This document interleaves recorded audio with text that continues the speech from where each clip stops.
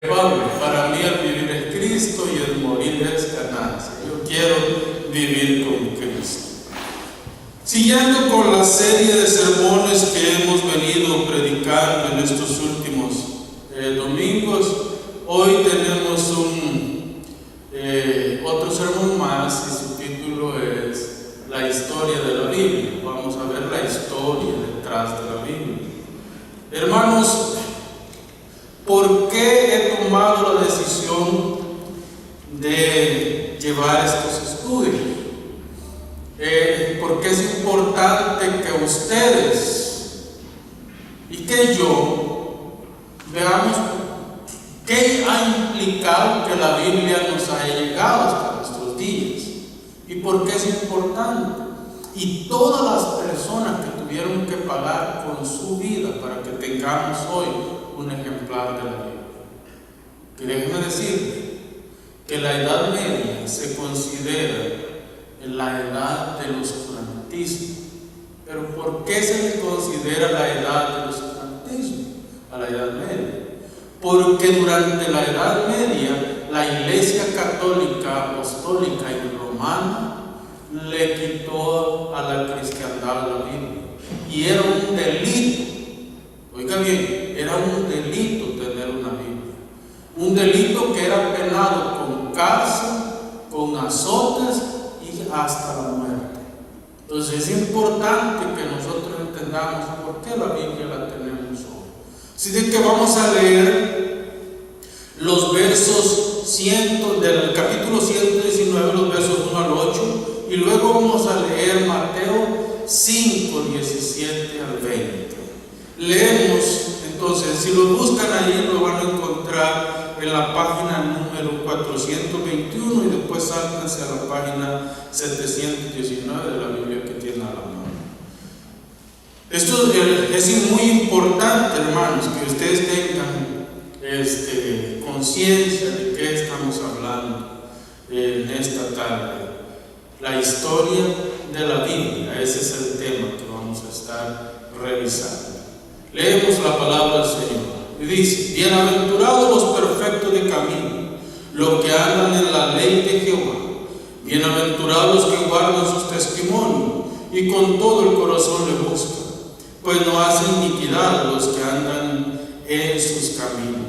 Tú encargaste que sean muy guardados tus mandamientos. Ojalá fuesen ordenados mis caminos para guardar tus estatutos. Entonces no sería yo avergonzado cuando atendiese a todos tus mandamientos. Te alabaré con rectitud de corazón cuando aprendiere tus justos juicios. Tus estatutos guardaré, no me dejes enteramente.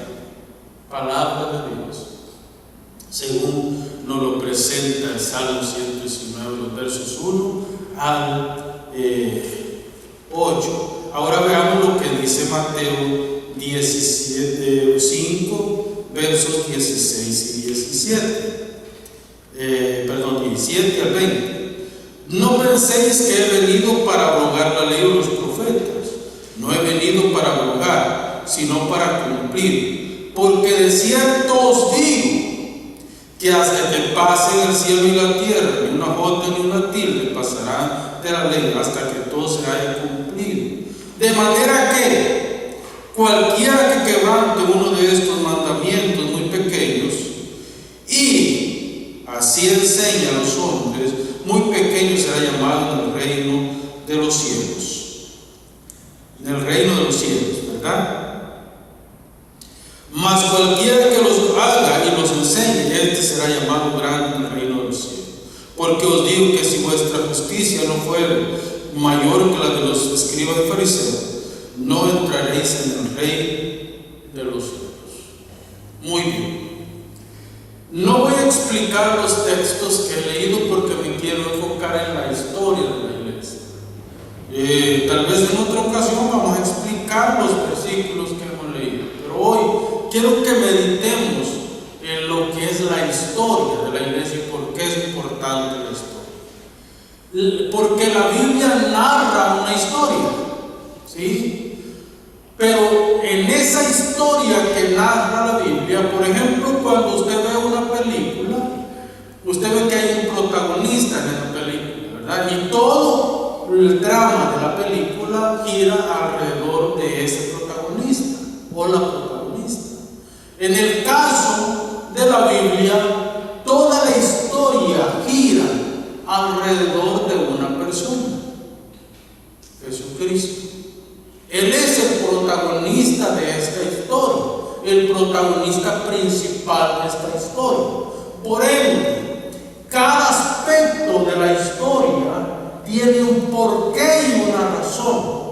Esto es mostrarle a la humanidad quién es Cristo y por qué nos ha sido dado Cristo. Ahora, quiero que entiendan una cosa: toda la humanidad ha escuchado el mensaje de Jesucristo, el mensaje de salvación, pero solamente los que son hijos de Dios, Dios les abre el oído para que entiendan ese llamado. Entonces, Cristo es el personaje central de esta historia, y en ese personaje es donde nosotros tenemos establecido y donde los profetas establecieron su mensaje y los apóstoles establecieron ese mensaje. Por eso es que en Efesios capítulo 2, verso 20, el apóstol Pablo nos dice que Cristo es la piedra angular de todo el mensaje de los apóstoles y los profetas. Lo que el apóstol Pablo está diciendo es que Cristo es el único del cual cuentan los profetas una historia y del cual cuentan los apóstoles una historia. Entonces, todo esto, si ustedes ven, incluso en el libro de Apocalipsis, ¿cómo comienza el libro de Apocalipsis? El libro de Apocalipsis comienza con esta palabra: revelación de Jesucristo, el Hijo de Dios. El primer versículo del capítulo 1. Revelación de Jesucristo, el Hijo de Dios. Ustedes saben que Apocalipsis significa quitar el velo, revelar algo, traer algo a la luz. Entonces, Jesucristo es el que está quitando el velo y nos está dando las señales de los últimos tiempos. Entre estas señales está todo lo que está aconteciendo hoy en día. Y cierra con estas palabras: el que escribe estas cosas, que es Cristo, el que está prácticamente redactando Apocalipsis, dice, y la iglesia debe decir: ven, Señor, ven. Se está cerrando. ¿A quién le están clamando que vuelva? A Jesucristo. Es el que está clamando para que regrese. Entonces, hermano, en el caso de la Biblia, esta cuenta la trama, ¿sí?, el enfrentamiento entre dos reinos. Este es el principal de la Biblia: el enfrentamiento entre dos reinos, el reino de luz y el reino de las tinieblas. Es decir, el reino de Dios versus el reino de Satanás, enfrentados todo el tiempo hasta cuando Cristo destruye el poderío de Satanás. Entonces, por ejemplo, en el Antiguo Testamento nosotros encontramos a Jesucristo revelándose como el ángel de Jehová. Así se le presentó a Abraham, a Moisés y a Josué como el ángel de Jehová, que era una teofanía del Antiguo Testamento. Entonces también vemos a Jesucristo presentándosele a Moisés en la zarza. Se recuerda la zarza del capítulo 3, ¿verdad? Una zarza, capítulo 1, una zarza que ardía en fuego, pero que no se consumía. Entonces también encontramos a Cristo como aquel que se revelaba como los escritos y también como los utensilios del templo. Los utensilios del templo y los sacrificios apuntaban solo a Cristo. Cristo, Cristo, Cristo. Entonces, Él es el rey, Él es el profeta, Él es el sacerdote que tenía que venir para destruir el dominio de Satanás en esta tierra. Ya en el Nuevo Testamento, Jesús se revela como el Dios hombre. Es decir, un hombre con una naturaleza divina y una naturaleza humana, que venía con un solo fin, y era la salvación, la redención de los elegidos. Este era el fin por el cual venía. También vemos en el Nuevo Testamento a Jesús revelado como el Hijo de David. El Hijo de David en cumplimiento, porque tanto José como María eran descendientes de David, de la línea de David. Y si usted ve toda la genealogía que Mateo revela en el capítulo 1, apuntaban desde David hasta Cristo, desde antes de David a Cristo. Toda la línea mesiánica está establecida en el capítulo 1 de Mateo. Entonces José y María también eran de la línea del rey David. Todo esto que revela que Jesús era el Hijo de David. Por eso es que cuando el ciego se acerca dice: Jesús, Hijo de David, ten misericordia de mí. Él está diciendo: tú eres el Mesías que habría de venir. Por ende, tú tienes el poder sobre la vista, tú tienes el poder sobre la audición, tú tienes el poder sobre todo. Y por eso te pido, devuélveme la vista. Está testificando Simeón que Jesús es el Hijo de David también. Además, Jesús es el que revela al Padre. Él mismo dice: este verbo, la palabra, se hizo carne y habitó entre nosotros y con su gloria. Luego dice también en el verso 18 y capítulo 14, versos 6 al 14, dice: el que me ha visto a mí, ha visto al Padre. ¿Por qué? Porque Jesús es la máxima revelación de la divinidad. Él ha revelado al Padre en un estado físico. Él lo ha revelado. Entonces Cristo es la segunda persona de la Trinidad, cuyo trabajo era revelar al Padre, que es Espíritu también. Todo esto, hermano, nos enseña que la Biblia narra la única historia con carácter salvífico. Jesús está en el centro de esta historia. Él es el centro de esta historia.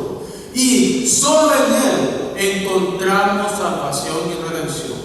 Ni la Virgen María, ni los apóstoles, ni los santos, ni ninguna otra cosa que se hayan inventado los hombres tiene autoridad para salvar al hombre, porque maldito el hombre que confía en el hombre.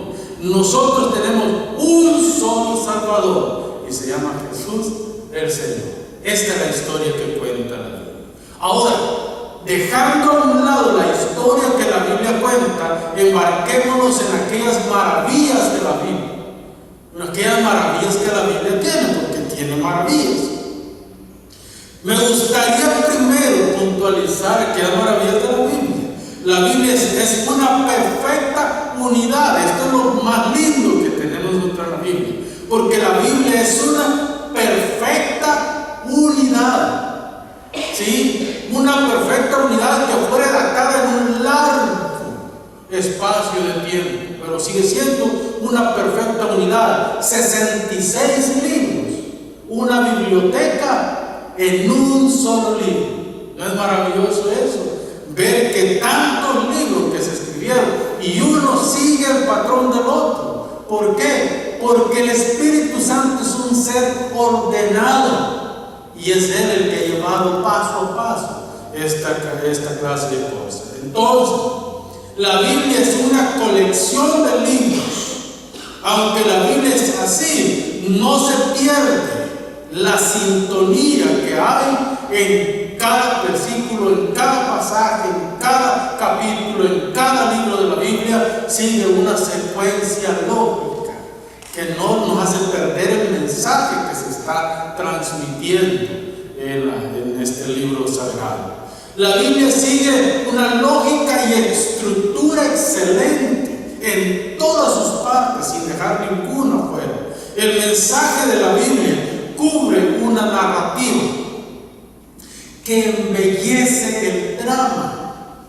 Ustedes han leído novelas de ficción, que uno siempre está esperando qué va a pasar más adelante, qué va a pasar en el final, porque esa es la idea de las novelas de ficción. es saber qué, lo que va a pasar adelante.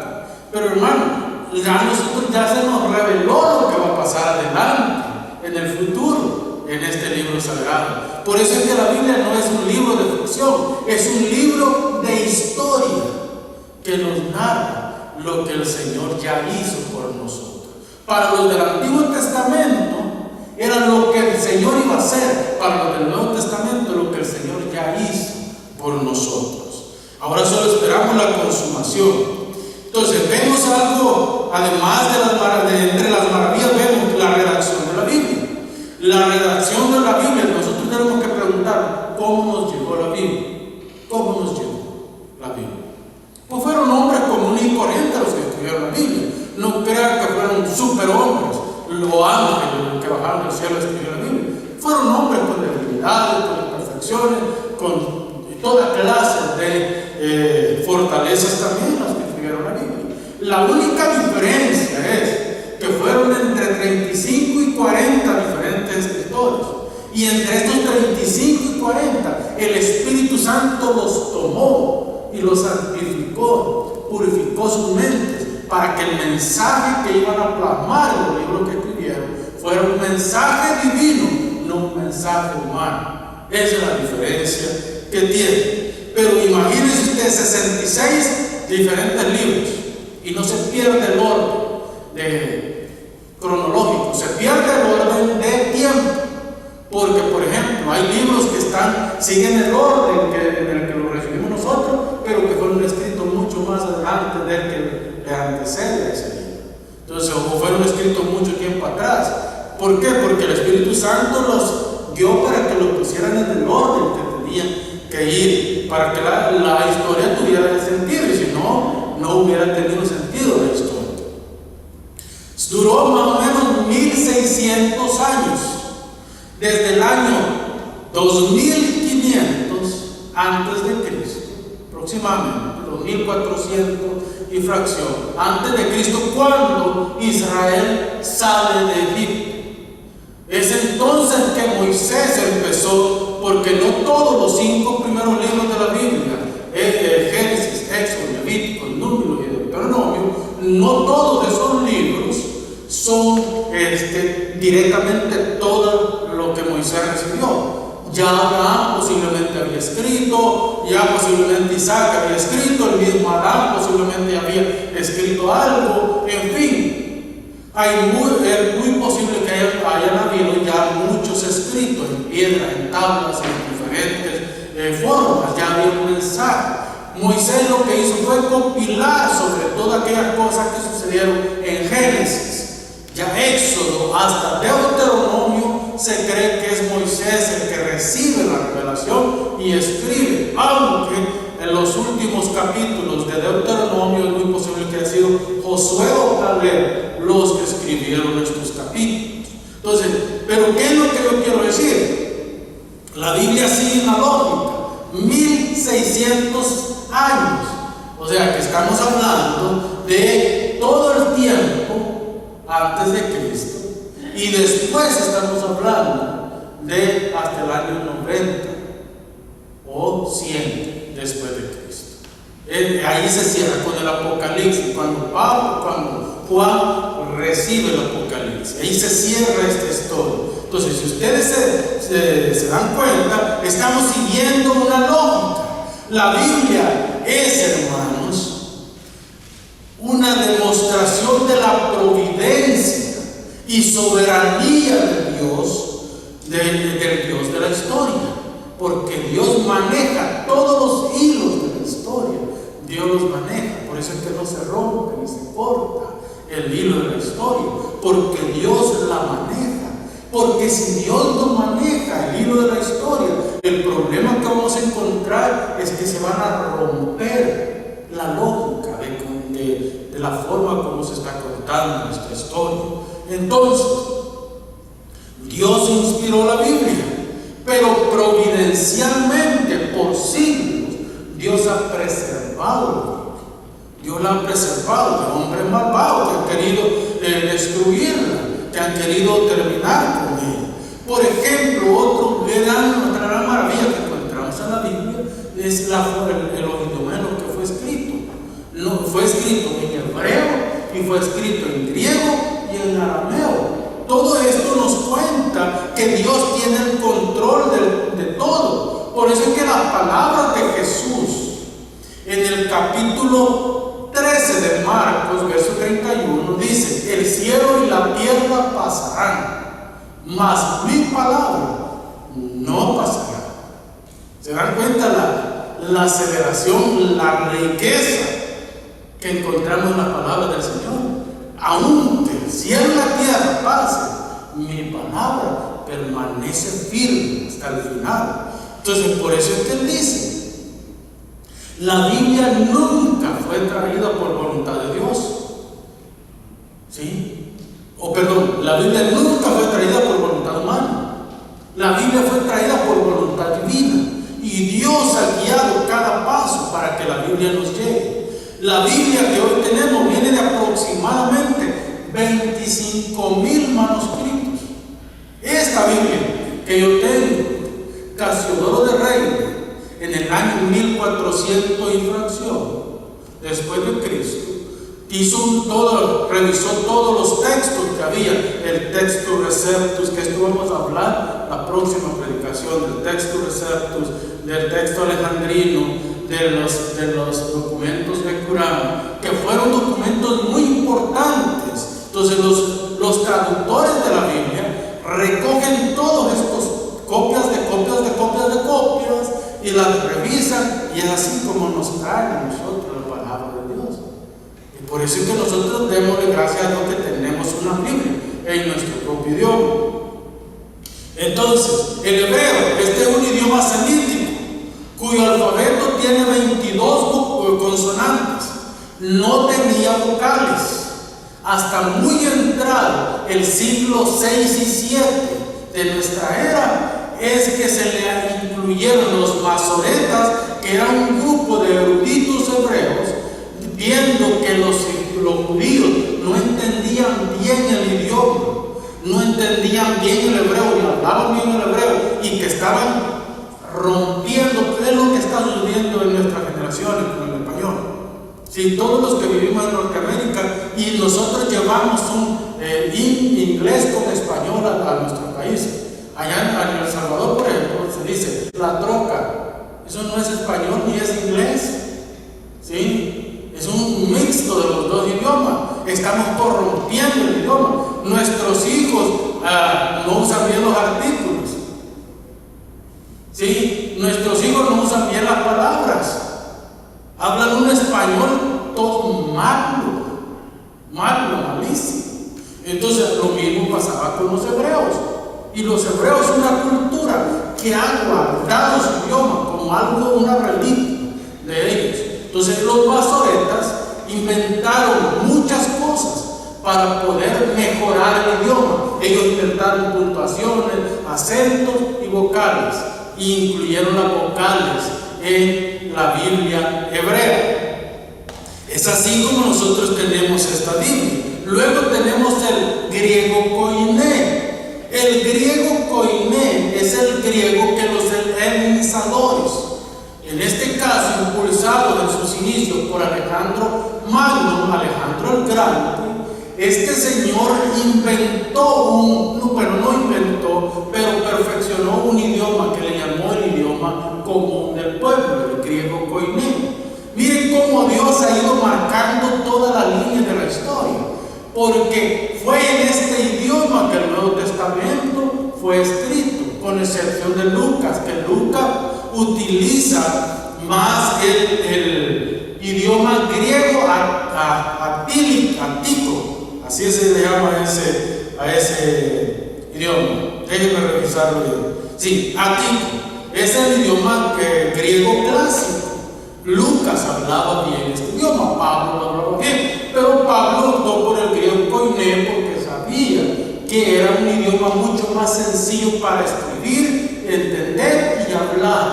Entonces se utilizó el griego koiné. El arameo fueron algunos porciones nada más del Antiguo Testamento y del Nuevo Testamento que fueron escritos en arameo. Por ejemplo, parte de Daniel y parte de Marcos, donde está escrito en arameo muchas porciones de la Biblia. Entonces todo esto, hermano, nos lleva a nosotros a entender cuál era la idea de Alejandro Magno y el helenismo. Aunque Magno murió muy a temprana edad, pues los generales del ejército de Magno fueron los que prosiguieron con su visión. Y ellos prácticamente tenían una visión, una cultura, un desarrollo del arte, una religión, en fin, lo que ahora se está perpetuando. Ahora la Agenda 2030 quiere tener una sola raza, un solo idioma, una sola moneda, que gobierne el mundo, un solo gobierno. Entonces, es la misma idea helénica del tiempo del Nuevo Testamento. Lo que les quiero decir, hermanos, es que todo esto era necesario, porque de esta manera la Biblia iba fluyendo y se tenía que escribir en un idioma que el pueblo entendiera fácilmente, que el pueblo lo comprendiera. Luego vamos a ver la estructura, por ejemplo, la estructura de la Biblia. La Biblia, hermanos, se venden aproximadamente año con año. Se venden 50 millones de ejemplares alrededor del mundo, en diferentes idiomas. No por algo la Sociedad Bíblica Unida son millonarios, porque se venden millones de ejemplares por año. ¿Por qué? Porque hay un interés masivo de la Biblia. Ahora, la estructura de la Biblia, por ejemplo, ¿sabían ustedes que el capítulo más corto de la Biblia está en los Salmos? El Salmo 117 es el capítulo más corto de la Biblia. 2 versículos tiene nada más. Eso es todo. También en los Salmos encontramos el capítulo más largo de la Biblia, el Salmo 119, que tiene más de 200 versículos. En los Salmos también encontramos el capítulo que está en el libro y el capítulo que está en el centro de la Biblia. ¿Sí? 594 capítulos antes, 594 capítulos después. El Salmo, prácticamente el Salmo 118, es el capítulo que está en el centro de la Biblia. Y el versículo que está en el centro de la Biblia es el verso 8. Y mire lo que dice el verso 8 del Salmo 118. Mejor es confiar en Jehová que confiar, que dice que confiar en los hombres. No por algo ese versículo está ahí en el centro de la Biblia. Digamos que este versículo es el centro. De allá para acá, él está en el medio de la Biblia. Y miren las palabras de este versículo. Mejor es confiar en Jehová que confiar en el hombre. ¿No creen que hay una necesidad apremiante por la cual se puso ese versículo ahí? ¿Qué les dice a ustedes cuando ustedes confían en el hombre? ¿Qué dice la Biblia? Maldito el hombre que confía en el hombre. ¿Sí? Y él está diciendo, mejor es confiar en Jehová que confiar en el hombre. ¿Por qué será que dice esto? Porque el hombre siempre va a fallar. El hombre miente, el hombre engaña, el hombre hace todo por conveniencia personal, pero Dios no es así. Él nunca ha fallado, ni nunca va a fallar. Él permanece firme hasta el último día. Él permanece firme. Por eso es que dice, mejor es confiar en Jehová que confiar en el hombre. Porque en Jehová, cuando confiamos en Dios, nosotros estamos cercados de protección y bendición. Cuando confiamos en el hombre, hay grietas por todos lados. Aunque parezca que tenemos una cerca alrededor, siempre van a haber agujeros por donde se escapan bendiciones. ¿Por qué? Porque el hombre no puede amar perfectamente. El hombre es incapaz para amar perfectamente.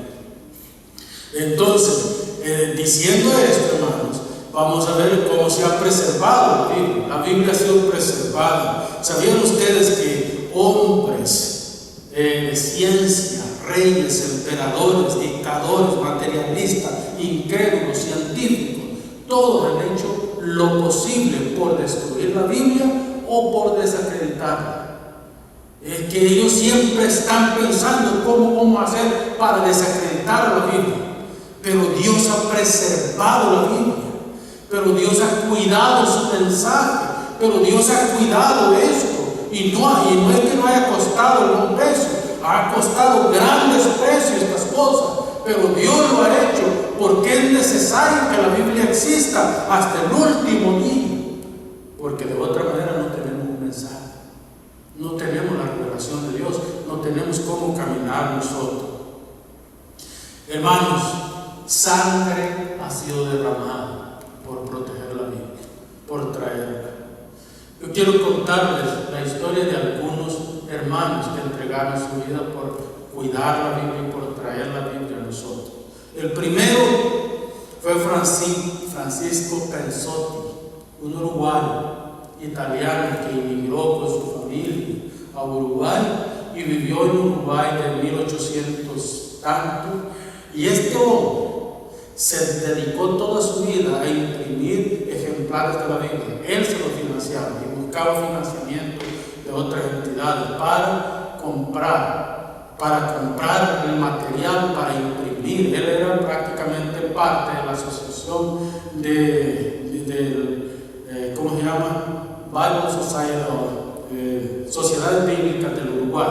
Él era parte del gremio y él buscaba recursos para que llegara la Biblia a bajo costo a las manos de los uruguayos y a las manos de los latinoamericanos. Él viajó por toda Latinoamérica llevando, dicen que una mula, porque entonces no crean que habían aviones y todo ese rollo, ¿verdad? Si acaso había barcos, pero él siempre iba en una mula, dice, y llevaba un montón de Biblias para ir repartiendo en los pueblos, en las ciudades. Él repartía ejemplares de la Biblia y vendía libros. Con el dinero que hacía de los libros, se cree que vendió aproximadamente 125,000 libros. 125,000 libros vendió y repartió 2 millones de Biblias en Latinoamérica. Ese hombre no tuvo mayor tiempo con su familia. Él vivió solo. ¿Por qué? Porque creía que era necesario llevar la palabra de Dios, porque no había llegado todavía. Otro personaje que tenemos es John Wycliffe. John Wycliffe fue un inglés, sacerdote, pero que vio la gran corrupción de la Iglesia Católica Romana y se separó de la Iglesia Católica Romana y empezó a traducir la Biblia al inglés y creó una versión bajo persecución, huyendo la mayoría del tiempo, anduvo huyendo y le dio a la Biblia hasta que murió de un paro prácticamente respiratorio o algo así. Fue que este hombre murió. 40 años más tarde, en el Concilio de Constanza, la Iglesia Católica Romana declaró a Wycliffe hereje. Y miren el poder que tenía la Iglesia, que tiene la Iglesia Católica Romana. Hizo que exhumaran los huesos de Wycliffe y los quemaran y repartieran sus cenizas en el río, porque era un hereje y había que destruirlo, porque esa persona no podía entrar al reino del cielo. O sea que con eso que hicieron, quemar los huesos, le estaban negando la entrada al reino de los cielos a Wycliffe, a nuestro hermano. Luego tenemos a Juan Hus.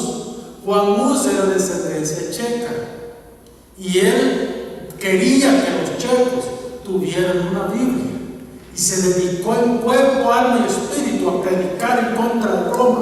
Aunque él fue ordenado sacerdote de la Iglesia Católica Romana, él se dedicó a predicar en contra del paganismo que había entrado en Roma, en contra de toda la bajeza que Roma propagaba, y al final escribió muchos libros, tradujo la Biblia al checo, les entregó una gran cantidad de Biblias a los checos y al final lo agarraron. Toda la vida pasaron huyendo estos hombres, trabajando y huyendo, porque era de muerte tener un ejemplar de la Biblia. De hecho, los amigos de John Hus fueron asesinados, hermano, porque tenían conexión con él, quemados en la hoguera. Dicen que a Juan Hus lo llevaron y los mismos libros que él había escrito sirvieron para prenderle fuego a la pira y lo amarraron con cadenas en la vida. Y vivo lo quemaron con las llamas que hicieron sus propios vivos. Esa es la barbarie que la Iglesia Católica Romana cometió contra estos hermanos. Él dijo estas palabras, y es interesante cómo este hombre de Dios entregó su vida y amó tanto en la iglesia del Señor. Él dijo esta palabra, mi Señor, y cito directamente las palabras del Novus Deus, que dice, mi Señor Jesucristo fue atado con una cadena más dura que esta, por mi bien, por mi bien. Así que, ¿por qué debería avergonzarme de esta cadena oxidada? Le dijeron una vez más que se retractara, pero él se negó proclamando, lo que enseñé con mis labios. Fíjense bien, escucha estas palabras, porque esto demuestra, nosotros no gozamos de tener un ejemplar de la Biblia, pero ni siquiera sabemos lo que sufrieron estos hombres por darnos un ejemplar de la Biblia. Las palabras de Jesús fueron, miren, lo que enseñé con mis labios, ahora lo sellaré con mi sangre. ¿No creen que es algo grande esto, hermano? Pronunciar estas palabras, un hombre condenado a muerte, un hombre que lo único que tenía que decir era, ¿saben qué? Olvídenme, yo no tengo nada que ver con esto, me retracto de lo que he escrito, de lo que he dicho, de lo que he predicado, así de que perdónenme la vida. Eso era lo único que tenía que hacer. Pero él dice estas palabras, lo que enseñé con mi boca, ahora con mi sangre pongo el sello final. Soy digno de ser hallado hijo de Dios. Hermanos amados, qué belleza más grande la que encontramos en estas palabras. Es increíble lo que Dios hace a través de los hombres. William Tyndale, este ya fue en el tiempo de la Reforma Protestante, también un inglés.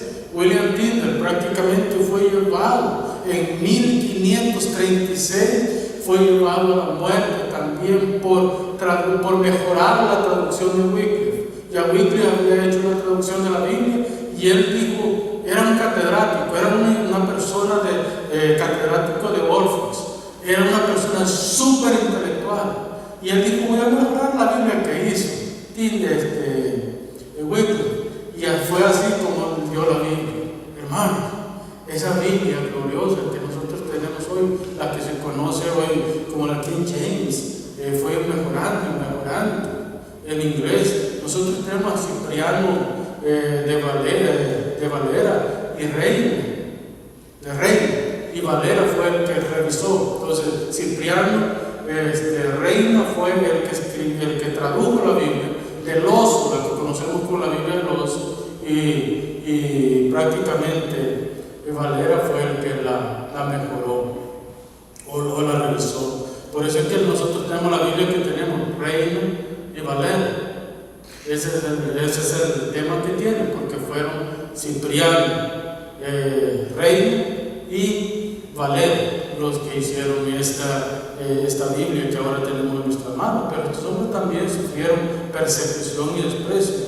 Pues Tyndale fue llevado a la muerte en el año 1536, también a la hoguera. Todos estos hombres fueron condenados a muerte por llevar la Biblia. Ahora ya en la Reforma Protestante, nosotros tenemos a hombres como Lutero, que tradujo el Nuevo Testamento a la lengua vernácula, que es la lengua del pueblo alemán. Lutero tradujo en 10 años, en 10 años le costó traducir la Biblia, y en 10 años estuvo escondido, por 10 años protegido por el príncipe de Sajonia. Él estuvo protegido y escondido por 10 años mientras hacía la traducción del Nuevo Testamento al alemán. ¿Por qué? Porque el príncipe de Alemania le pedía la cabeza de él. Recuerden que estos príncipes eran católicos, y al ser católicos ejecutaban las órdenes de la Iglesia Católica. Lutero se dispuso y escribió muchos artículos, muchos libros, muchos comentarios de la Biblia, que todavía están hoy, muy buenos comentarios. Lutero enseñó, dice que predicaba entre 4 a 6 sermones los días domingos. Los días domingos era era una pasión por predicar, y predicaba casi todos los días de la semana. Estos hombres eran tremendos, hermanos. Luego tenemos a Lutero, a Calvino. Juan Calvino llega a Ginebra huyendo de la persecución de Francia, porque en Francia estaban persiguiendo a la iglesia. Llega a Ginebra pensando descansar y producir más material intelectual, pero llega Guillermo Farel y tiene un encuentro con Calvino una noche, y le dice: Calvino, necesitamos tu ayuda, la iglesia de Ginebra necesita tu ayuda. Y Calvino dijo: no, yo no he venido a esta ciudad para trabajar, yo he venido para descansar y para reflexionar en las Escrituras. Guillermo Farel dice que le dice unas palabras: Dios maldiga tu descanso y la tranquilidad que buscas, que cuando en una necesidad tan grande no te dignas a ayudar. Dice el mismo Calvino, cuenta que sintió dentro de sí que lo estremecieron con las palabras de Farel, y dice que desde ese día se convirtió en el pastor de la iglesia de Ginebra. Tenemos a un hombre que hasta hoy el sistema económico, el sistema político, el sistema social, el sistema escolar, muchos países del mundo siguen el sistema escolar que proponía Calvino. Calvino instituyó una academia donde instruía a los niños, una escuela donde instruía a los niños, escuela cristiana, y instituyó una academia donde él prácticamente enseñaba teología y formaba pastores para enviar. El nuevo mundo se había descubierto, América se había descubierto, y había que mandar misioneros a América. Entonces Calvino los entrenaba en Ginebra y los enviaba a Francia, y de Francia se embarcaron para Brasil y para los Estados Unidos de Norteamérica, donde fundaron las colonias en Norteamérica, y en Brasil llegaron a una comunidad donde establecieron prácticamente la doctrina protestante. Recuérdense que la Iglesia Católica Romana vino a Latinoamérica con la espada en una mano y la Biblia en la otra. ¿Te sometes a la espada o te sometes a la Biblia? Entonces al final los indígenas, los nativos que vivían acá, tuvieron que someterse a algo. Entonces Calvino no mandó misioneros, y estos trajeron la Biblia como el centro. ¿Por qué? Porque uno de los grandes principios de la Reforma Protestante fue la sola Escritura. La sola Escritura. Yo quiero leerles esto, hermanos.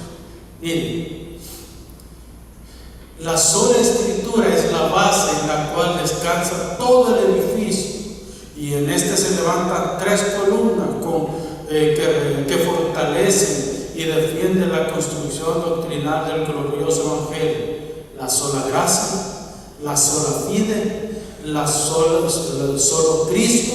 Y estas doctrinas son perfectas y sublimemente investidas con la última soli Deo gloria, o solo a Dios la gloria.